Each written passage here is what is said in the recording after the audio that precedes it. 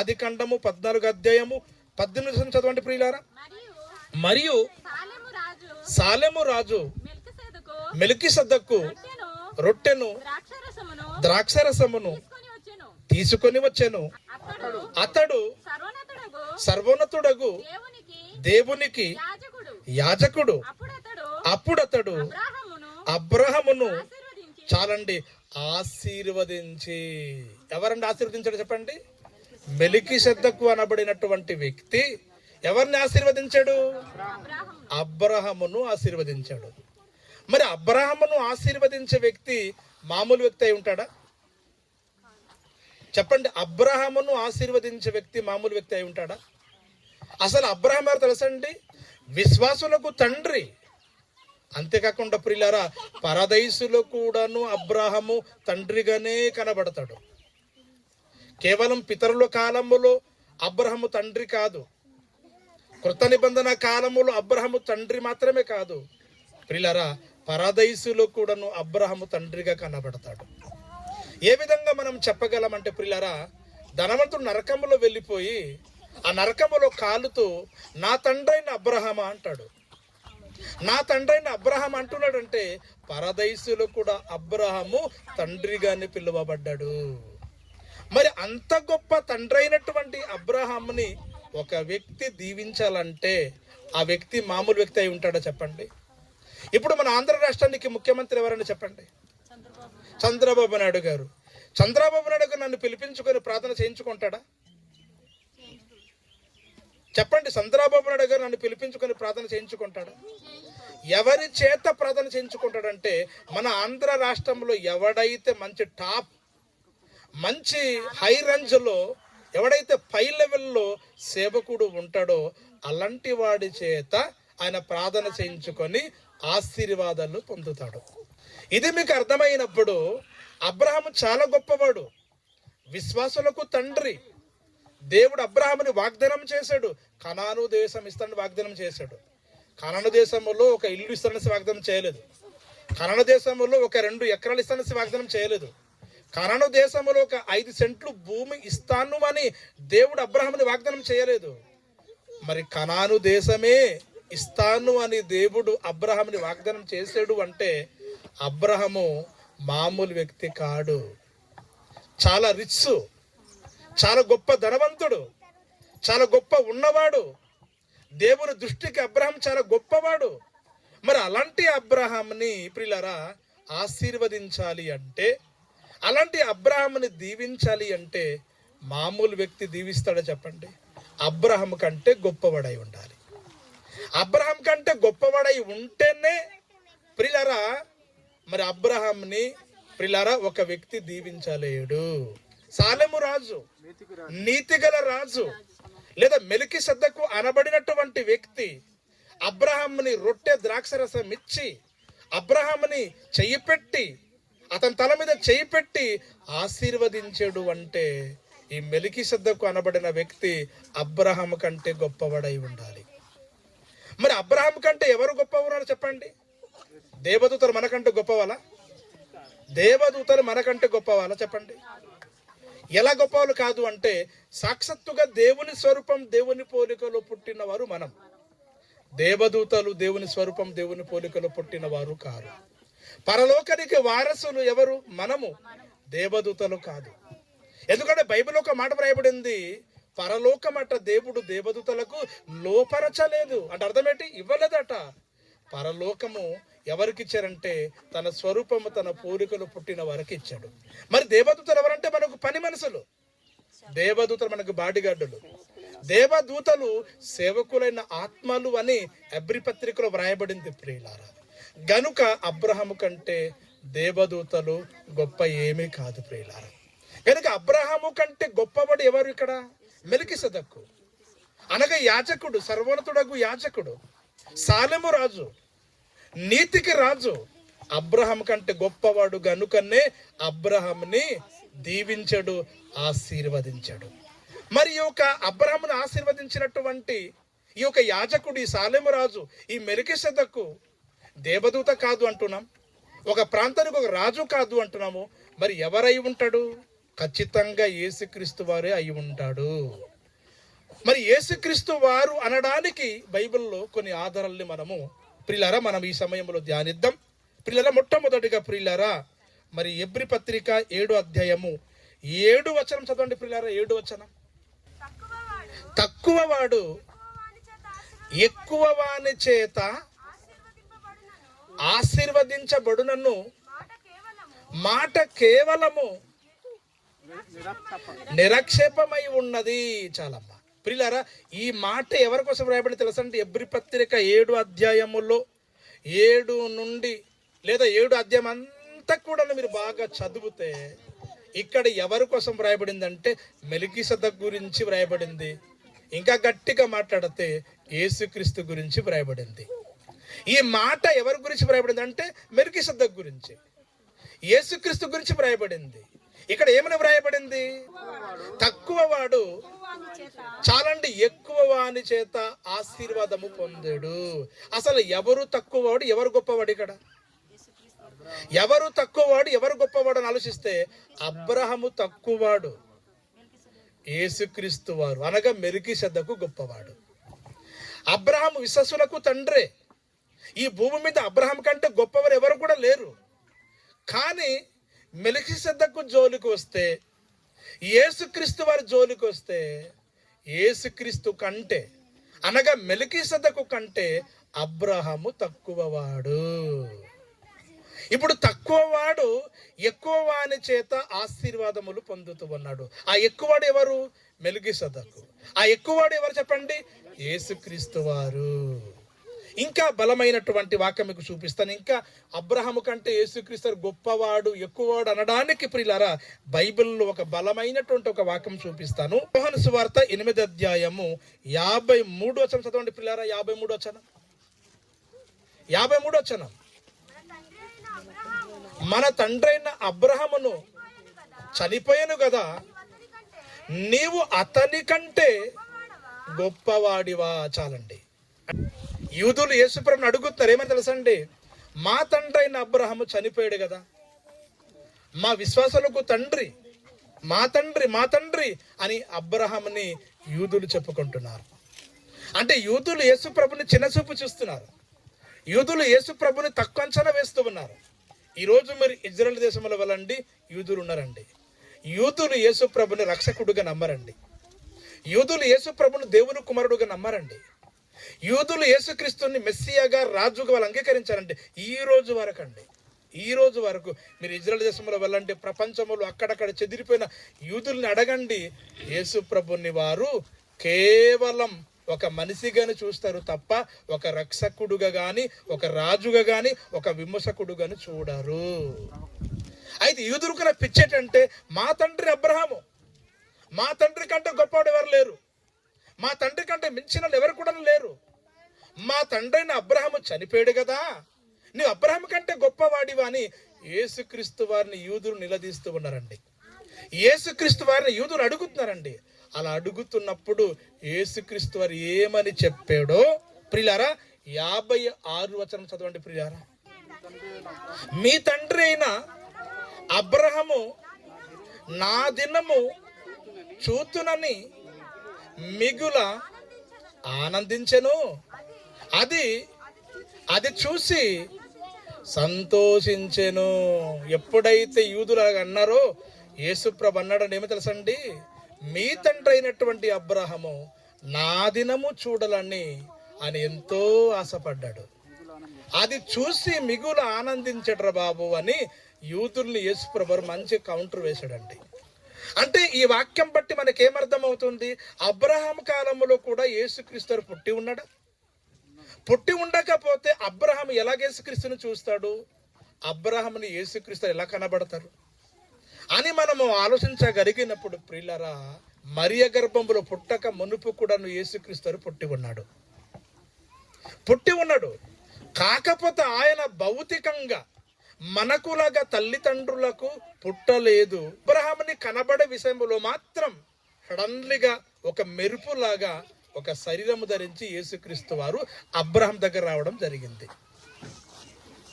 ఆ శరీరము తల్లిదండ్రులకు పుట్టినటువంటి శరీరంతో కాదు కానీ ఒక మానవ శరీరము ధరించి అబ్రహాముని మాత్రము యేసుక్రీస్తు వారు కనిపించాడు. అది ఎలా సాధ్యమండి అని మనం ఆలోచించగలిగినప్పుడు బైబిల్లో దేవదూతలు కూడాను శరీరాలు ధరించుకొని అబ్రహాం దగ్గర వచ్చాయి, లోతు దగ్గర వచ్చాయి. మరి అటువంటిది యేసుక్రీస్తు మరియ గర్భంలో పుట్టక మునుపు ఆత్మగా ఉన్నటువంటి యేసుక్రీస్తు వారు ఒక శరీరము ధరించి శరీరముతో అబ్రహాం దగ్గర రాలేడా? అలా శరీరం ధరించి వచ్చినటువంటి యేసుక్రీస్తు వారిని అబ్రహాము చూడలేడా? దేవుడు అబ్రహాముని బయలుపరచడు కనుకనే యేసుక్రీస్తుని చూడాలి చూడాలి చూడాలి అని ఎన్నో కలలు కంటున్నాడు. ఎప్పుడైతే మెల్కీసెదెకుగా యేసుక్రీస్తు వారు అబ్రహాముని కనబడి రొట్టె ద్రాక్షరసం ఇచ్చాడో, ఎప్పుడైతే అబ్రహాముని దీవించాడో ప్రియులారా, అబ్రహాము మిగుల ఆనందించాడటండి. ఏమని తెలుసా? నేను యేసుక్రీస్తు వారిని చూశాను అని, నేను ప్రభువుని చూశాను అని. యేసు ప్రభు అంటే 2000 సంవత్సరాల క్రితం పుట్టినవాడు కాదండి, మరియ గర్భంలో పుట్టినవాడు అని మనం సమాజాన్ని పరిచయం చేస్తే ఈరోజు మతోన్మాదులు నాస్తికులు అంటున్నారు, మీ దేవుడు నిన్న కాక మొన్న పుట్టినవాడు అంటున్నారు. మన దేవుడు నిన్న మొన్న పుట్టినవాడు కాదు, అసలు మరియ గర్భములో పుట్టక మునుపే యేసుక్రీస్తు వారు ఉన్నాడు. యేసుక్రీస్తు పుట్టి ఉన్నాడు. అలా పుట్టి ఉన్న యేసుక్రీస్తు వారు శరీరము ధరించి అబ్రహాముని కలుసుకోవడం జరిగింది. అదే సందర్భాన్ని ఇక్కడ యేసుక్రీస్తు అంటున్నాడు పిల్లారా యూదులతో. ఏమని తెలుసండి? ఇదిగో మీ తండ్రైన అబ్రహాము నన్ను చూడాలని ఆయన ఎదురు చూశాడు, నన్ను చూసి మిగుల ఆనందించాడు అని యూదులకు యేసు ప్రభువు చెప్పడం జరిగింది.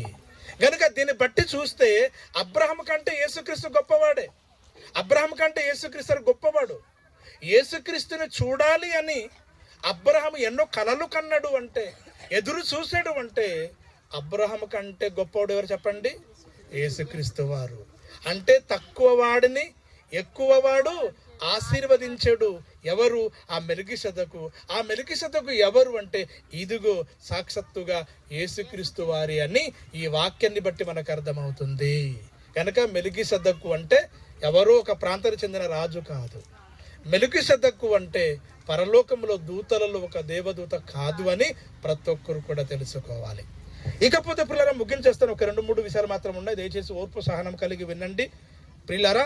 ఇకపోతే ప్రియులారా ఆది కాండములోనే 14వ అధ్యాయము 20వ వచనం చదవండి. 20వ వచనం, ఆది కాండము 14వ అధ్యాయము 20వ వచనం.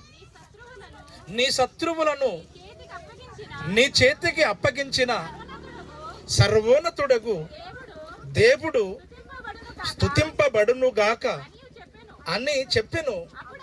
అప్పుడతడు అన్నిటిలో ఇతనికి 10వ వంతు అనగా 10వ భాగము ఇచ్చాను. ప్రియమైనటువంటి దేవుని వారలారా, ఎవరికి 10వ భాగాలు ఇచ్చారు?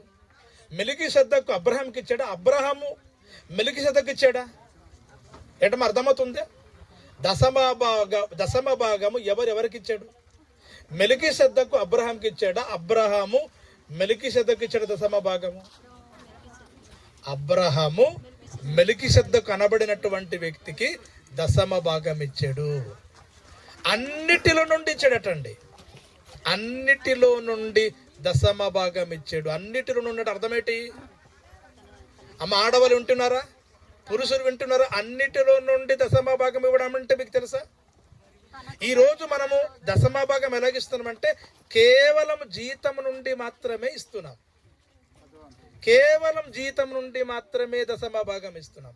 మరికొంతమంది ప్రియులారా 10వ భాగము ఎక్కడి నుండి ఇస్తారంటే కేవలము సంవత్సరములో ఒక్కసారి పండే పంట నుండి మాత్రమే 10వ భాగం ఇస్తారండి. మరి మిగతా వాటిల నుండి చాలా మంది 10వ భాగాలు ఇవ్వరండి. మరి కోడి నుండి 10వ భాగం ఇస్తున్నారా? ఆవు నుండి 10వ భాగాలు ఇస్తున్నారా? మేకల నుండి ఇస్తున్నారా? గొర్రెల నుండి ఇస్తూ ఉన్నారా? కూరగాయల నుండి ఇస్తూ ఉన్నారా? అన్నిటిలో నుండి 10వ భాగం ఇవ్వాలి అంటే అన్ని కలిపి 10వ భాగం ఇస్తున్నారు. ఇది వాక్యానుసారము కాదు. అన్నిటిలో నుండి అంటే వెండి నుంచి ఇవ్వాలి, బంగారం నుండి ఇవ్వాలి, గొర్రె నుంచి ఇవ్వాలి, మేకల నుండి ఇవ్వాలి, పశువుల నుండి ఇవ్వాలి, పంట నుంచి ఇవ్వాలి, కూరగాయల నుండి ఇవ్వాలి, జీతం నుండి ఇవ్వాలి, కూలినాలి నుండి ఇవ్వాలి, అన్నిటి నుండి దశమ భాగం ఇవ్వాలి. ఈ విధంగా ప్రపంచంలో ఎవడైనా అన్నిటిలో నుండి దశమ భాగం ఇస్తున్నారా? ఎవ్వరు ఇవ్వటం లేదండి. కానీ మన విశ్వాసులకు తండ్రి అయినటువంటి అబ్రహాము మాత్రం మెలికిసెదెకు అనబడినటువంటి వ్యక్తిని అన్నిటిలో నుండి దశమ భాగం ఇచ్చినట్లుగా మనం చూస్తాము. ఇక్కడ మనం బాగా గమనించినట్లయితే దశమ భాగం ఎవరికి ఇస్తారండి చెప్పండి? దశమ భాగం ఎవరికి ఇస్తారు చెప్పండి? మెలికిసెదెకు అబ్రహాముకి ఇవ్వలేదు, అబ్రహాము మెలికిసెదెకు దశమ భాగం ఇచ్చాడు. దశమ భాగం ఎవరికి ఇస్తారు చెప్పండి? దశమ భాగం ఎవరికి ఇస్తారు చెప్పండి? దశమ భాగం ఎవరికి ఇస్తారు? దేవుడికి ఇస్తారు. దశమ భాగం ఎవరిది? దేవుడిది. దశమ భాగం దేవుడికి ఇస్తారు. దశమ భాగము దేవుడిది అనడానికి బైబిల్లో ఒక రిఫరెన్స్ ఉంచి చూపిస్తాను ప్రియులారా. ఆ మాట ఎక్కడ ఉంటదంటే ప్రియులారా, లేవి 27:30 వచనం. భూధాన్యములలోనేమి, వృక్ష ఫలములలోనేమి, భూఫలములన్నిటిలో ఏంటండి? దశమ భాగము యెహోవా సొమ్ము, అది యెహోవాకు ప్రతిష్ఠితమగును. చాలండి. అన్నిటిలో నుండి, అది భూఫలము కావచ్చు, అది ఏ ఫలము కావచ్చు ప్రియులారా, అన్ని ఫలములో నుండి దేవునికి 10వ వంతు ఇవ్వాలి, దశమ భాగం ఇవ్వాలట. అది దేవుని సొమ్ము అటండి. అది ఎవరి సొమ్ము చెప్పండి? దేవుని సొమ్ము. అది యాజకుడి సొమ్ము కాదు, అది కాపరి సొమ్ము కాదు, అది సంఘము సొమ్ము కాదు, అది ప్రభుత్వం సొమ్ము కాదు, అది ఇతరుల అధికారుల సొమ్ము కాదు.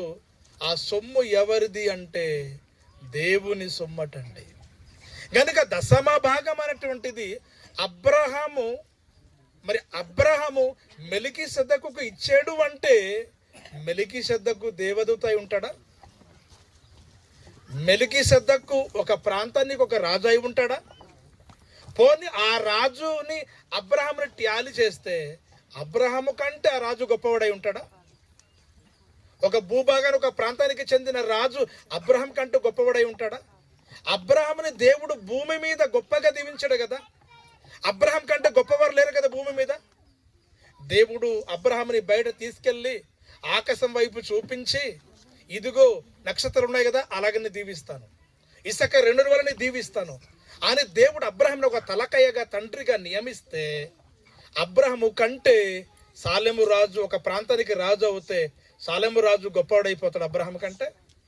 గనుక ప్రియమైనటువంటి దేవుని వర్లారా, వాక్యములు అపార్థం చేయకండి, వాక్యములు అపార్థం చేయకండి. అబ్రహాము చాలా గొప్పవాడు. అలాంటి అబ్రహాము మెలికిసెదెకు అనబడిన వ్యక్తిని దశమ భాగం ఇచ్చాడు అంటే ప్రియులారా, ఆ మెలికిసెదెకు సాలెము రాజు, నీతిగల రాజు ప్రియులారా ఎవరై ఉంటాడు తెలుసండి? యేసుక్రీస్తు వారండి. దేవుడై ఉంటాడండి. దేవుడికి కదండి మనం దశమ భాగం ఇస్తాం కదండి. ఎటు ఒక రాజుకి ఇచ్చేస్తామేటి? ఒక రాజుకి ఇచ్చేస్తామా దశమ భాగము? దేవుడికి ఇస్తాము. అది దేవుని సొమ్ము. అందుకే అబ్రహాము మెలికిసెదెకును దశమ భాగం ఇచ్చాడు అంటే ఆ మెలికిసెదెకు ఒక ప్రాంతానికి చెందిన రాజు కాదు, ఆయన దేవదూత కాదు, సాక్షాత్తుగా యేసుక్రీస్తు వారు గనుకనే, యేసుక్రీస్తు దేవుడు గనుకనే తన ఆస్తి అంతటిలో నుండి ప్రియులారా అబ్రహాము మెల్కీసెదెకుకు దశమ భాగం ఇవ్వడము జరిగింది. ఈ దశమ భాగం గురించి ఒక వాక్యం చెప్తాను. సామెతల గ్రంథము 3:9 చదవండి. వచ్చినందుకు ప్రతి ఒక్కరు కూడా నేర్చుకొని మీరు మీ సంఘాలకు మీరు నేర్చుకొని సేవకుడిని ప్రోత్సహించాలి అని, దేవునికి ఘనపరచాలని ఈ కొద్ది మాటలు చెప్తున్నాను ప్రియులారా. సామెతల గ్రంథము 3:9 నీ రాబడి అంతటిలో ప్రథమ ఫలమును నీ ఆస్తిలో భాగమును ఇచ్చి యెహోవాను ఘనపరచుము. ఏటమ్మా? నీ ఆస్తిలో భాగం ఇచ్చి దేవుని ఘనపరచాలట. చాలా మంది దేవుని ఘనపరచడం అంటే నిలబడి ఆరాధన చేస్తే దేవుని ఘనపరచడం అనుకుంటున్నారు. అది కూడా ఘనపరచడమే. పాటలు పాడి పాడి పాడి పాడి అలసిపోయేంత వరకు పాటలు పాడతారండి. ఒకవైపు సంగీతం, ఒకవైపు పాటలు, ఒకవైపు సంగీతం, ఒకవైపు పాటలు, ఒకవైపు ట్రాక్, మరొక వైపు పాటలు, మరొక వైపు భజనలు, మరొక వైపు పాటలు. ఇలా చేస్తూ ఉంటే దేవుడు గణపరచబడిపోతున్నాడు అని అనుకుంటున్నారు చాలా మంది. అవును, వాస్తవమే. పాటల ద్వారా, ఆరాధన ద్వారా, ప్రార్థన ద్వారా దేవుడు గణపరచబడతాడు, వాస్తవమే. కానీ ఇదిగో నీవు నీ ఆస్తిలో నుండి దేవునికి ఒక భాగం ఇవ్వడం కూడాను, నీ ఆస్తి నుండి దేవునికి ఇవ్వడం కూడాను దేవునికి గణపరచడం అనేది ప్రతి ఒక్కరు కూడా తెలుసుకోవాలి. నీ జీతం నుండి దేవుని మందిరంలో తీసుకెళ్లి కానుకలు ఇస్తున్నావు అనుకోండి, తద్వారా దేవుడు గణపరచబడతాడటండి. నువ్వు ప్రార్థన చేయాల్సిన అవసరం లేదు, అప్పుడు నువ్వు స్తుతించాల్సిన అవసరం లేదండి. భూపంట సమృద్ధిగా పంట పండింది, బస్తలు బస్తలు దానం తీసుకెళ్లి దేవునికి ఇచ్చావనుకోండి, తద్వారా దేవుడు గణపరచబడతాడు. నీవిచ్చుట ద్వారా దేవుడు గణపరచబడుతున్నాడు. అంటే గణపరచబడడం అంటే కేవలం పాటల ద్వారా మాత్రమే కాదు, కేవలం ప్రార్థన ద్వారా మాత్రమే కాదు, ఇచ్చుట ద్వారా. మనం ఎప్పుడైతే దేవునికి మన ఆస్తిలో భాగం ఇస్తామో ప్రియులారా, తద్వారా దేవుడు గణపరచబడతాడు. బైబిల్ మనం చూసినట్లయితే జక్కయ్య అనబడినటువంటి ధనవంతుడు కనబడతాడు. ఆ నిలబడి, ప్రభువా ఇదిగో నా ఆస్తిలో సగభాగము ఇదిగో పేదలకు ఇస్తూ ఉన్నాను. పేదలకు ఇవ్వడం అంటే దేవునికి ఇచ్చినట్లే. ఈ సహోదరులను ఇచ్చినట్లయితే నన్ను ఇచ్చినట్లే అన్నాడు. ఈ అల్పులైనటువంటి సహోదరులను ఇచ్చినట్లయితే నన్ను ఇచ్చినట్లని చెప్పాడు. అంటే పేదలకు ఇస్తే దేవునికి ఇచ్చినట్లు గనుక జక్కయ్య తన ఆస్తితో దేవునికి ఘనపరచాడు, తన ఆస్తితో దేవునికి మహిమపరచాడు. గనుక ప్రియమైనటువంటి దేవుని వారలారా, అబ్రాహాము మెల్కీసెదెకును ఘనపరచాడు. ఏ విధంగా ఘనపరచాడంటే ప్రియులారా, తన ఆస్తిలో నుండి, తన ఆస్తి అంతటిలో నుండి దశమ భాగం ఇచ్చి ప్రియులారా, అబ్రాహాము మెల్కీసెదెకు అనబడినటువంటి యాజకుడును, సాలెము రాజును, యేసుక్రీస్తు వారిని గణపరచుడు అని ఈ వాక్యాన్ని బట్టి మనకు అర్థమవుతుంది. ఇకపోతే ప్రియులారా, హెబ్రీ పత్రిక 7:4 చదవండి ప్రియులారా. 4 చాలా అద్భుతంగా ఉంటుంది ప్రియులారా, చాలా అద్భుతంగా ఉంటుంది. 7:4 త్వరగా చదవాలి.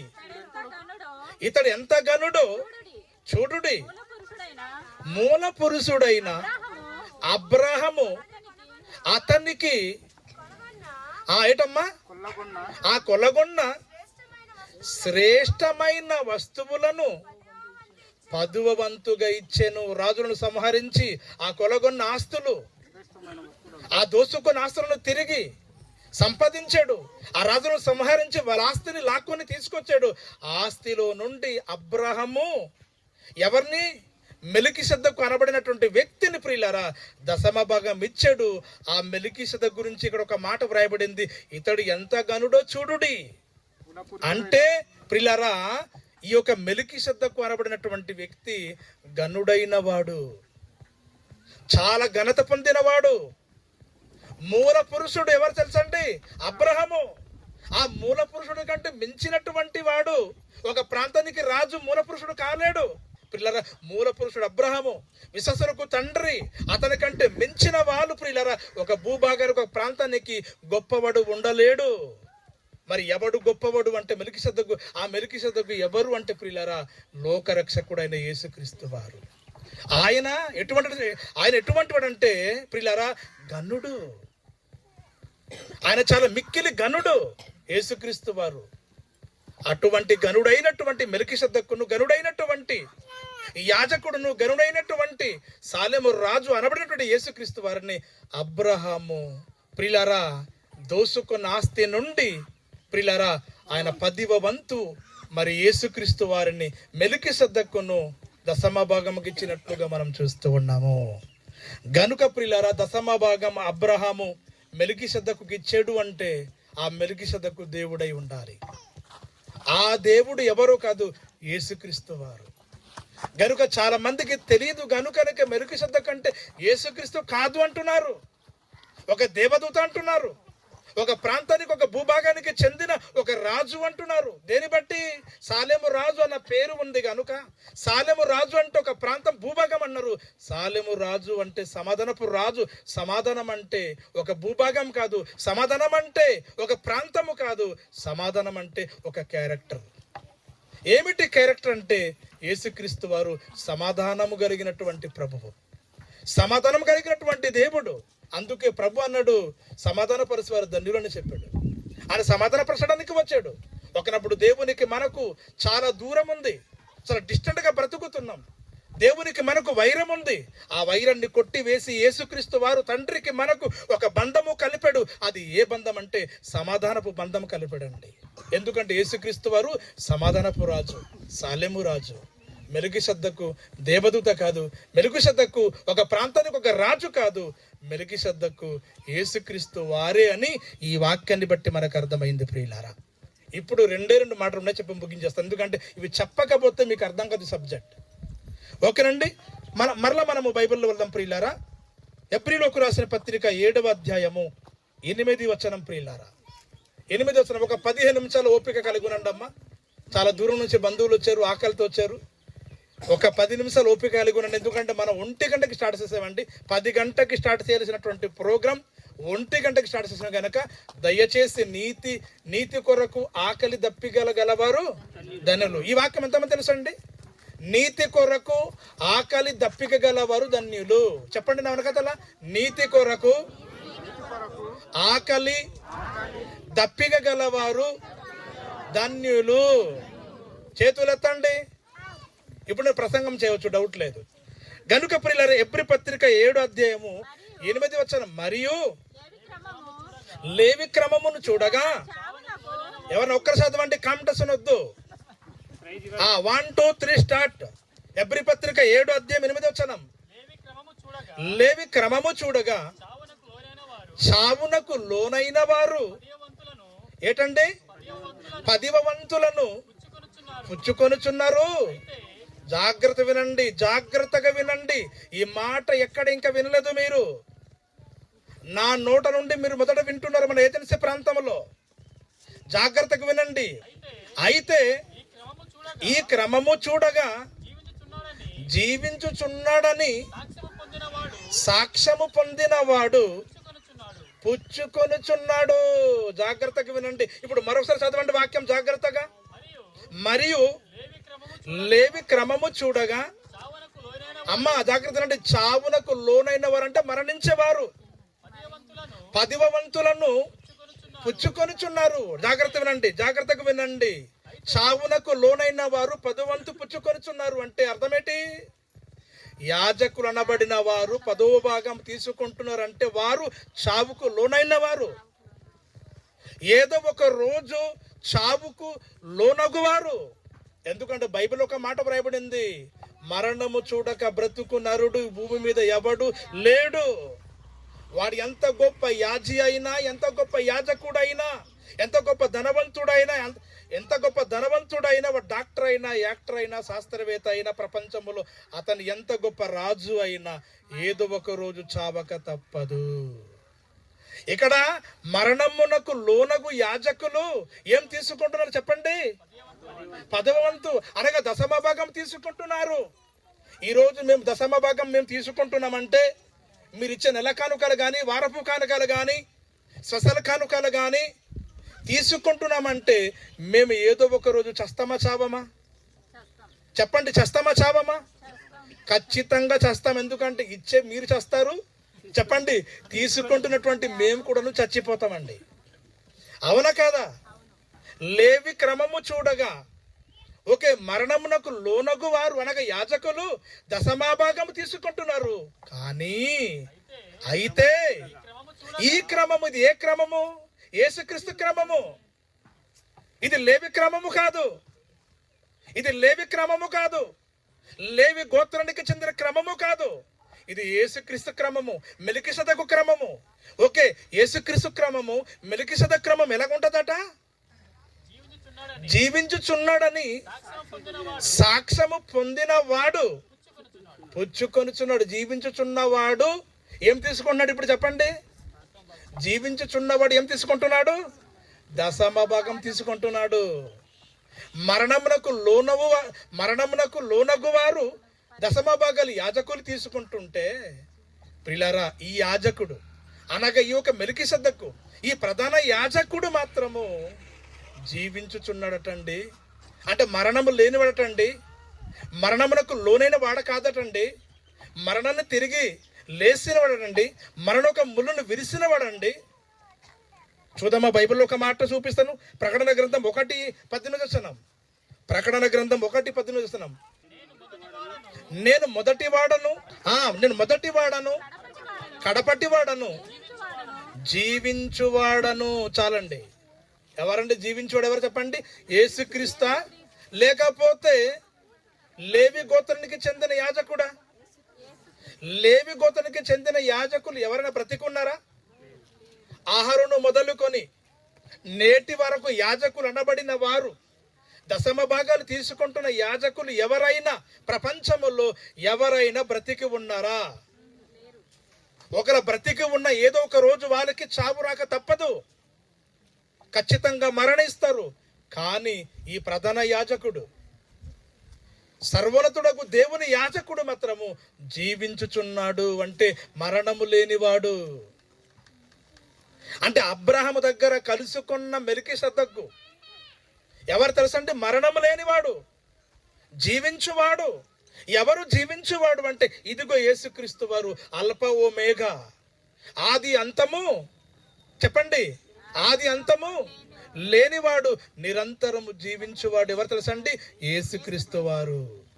అంటే మీరెవరికైతే ప్రార్థన చెయ్యండి అని రిక్వెస్ట్ అడుగుతారో ఆ వ్యక్తి మిమ్మల్ని ప్రార్థన చేయడం మరిసిపోతాడు. కానీ మన లోకరక్షకుడైన యేసుక్రీస్తు వారు మరిచిపోడు. నీ గురించి నీ పక్షమున ఉండి పరలోకమందున దేవాది దేవునికి ప్రార్థన విజ్ఞాపన చేస్తాడటండి. అతను ఎవరు తెలుసండి? నిరంతరము జీవించువాడు అనే మాట వ్రాయబడింది. నిరంతరము జీవించువాడు. అందుకే మనందరి గురించి విజ్ఞాపన చేయడానికి ఆయన జీవించి ఉన్నాడు, నేటికి సజీవుడుగా ఉన్నాడు. ఇదిగో మృతుడైతేనే గాని యుగ యుగముల వరకు నేను జీవించి ఉన్నాను అని ప్రకటన గ్రంథంలో వ్రాయబడింది. అంటే నిరంతరము జీవించే వ్యక్తి ఎవరు తెలుసండి? యాజకుడు కాదు. లేవి గోత్రం నుండి 10వ వంతు దశమ భాగము తీసుకునే యాజకుడు నిరంతరము యాజకుడు కాదు, నిరంతరము జీవించలేడు. ఏదో ఒక రోజు చావొస్తే చావక తప్పదు. కానీ ప్రియులారా, ఈ యొక్క యాజకుడు మాత్రము నిరంతరము జీవించువాడు, మరణము లేనివాడు, చావు లేనివాడు, మరణాన్ని గెలిచినవాడు, మరణపు ముళ్ళును విరిసినవాడు అతడే యేసుక్రీస్తు వారు. మరణపు ముళ్ళును విరిసి తిరిగి లేచినవాడు ఈ ప్రపంచంలో ఎవడైనా ఉన్నాడా? ఎక్కడన్నా చూసారంటే ఒక గొర్రె చనిపోయి బ్రతికింది అని మీరు ఎక్కడన్నా చూసారా? ఒక మేక చనిపోయి బ్రతికిందని చూసారా? ఒక ధనవంతుడు చనిపోయి తిరిగి లేచడని మీరు చూసారా? ఒక శాస్త్రవేత్త చనిపోయి తిరిగి లేచడని మీరు ఎక్కడైనా చూసారా? కనుక నిరంతరము జీవించువాడు వానొండ్లి దేవుడు మాత్రమే. లేవి గోత్రం వచ్చిన యాజకులు మాత్రము దశమ భాగాలు తీసుకుంటున్నారు, కానీ వాళ్ళు మరణిస్తూ ఉన్నారు, మరణించారు. కానీ ఇదిగో ఈ యాజకుడు, ఈ ప్రధాన యాజకుడు, సర్వోన్నతుడకు దేవుని యాజకుడు మాత్రము దశమ భాగాలు తీసుకొని కూడా నేటికి, అబ్రహాము ద్వారా దశమ భాగాలు తీసుకొని కూడా నేటికి జీవించి ఉన్నాడు. అంటే ఈ యొక్క మెల్కీసెదెకు ఎవరన్నమాట? ఇప్పుడు చెప్పండి. యేసుక్రీస్తు వారు. దేవదూత కాదు, ఒక భూభాగానికి ఒక ప్రాంతానికి చెందిన రాజు కాదు. గనుక ప్రియమైనటువంటి దేవుని వర్లారా, వాక్యం జాగ్రత్తగా అర్థం చేసుకోవాలి, లేకపోతే అబద్ధం అవుతుంది.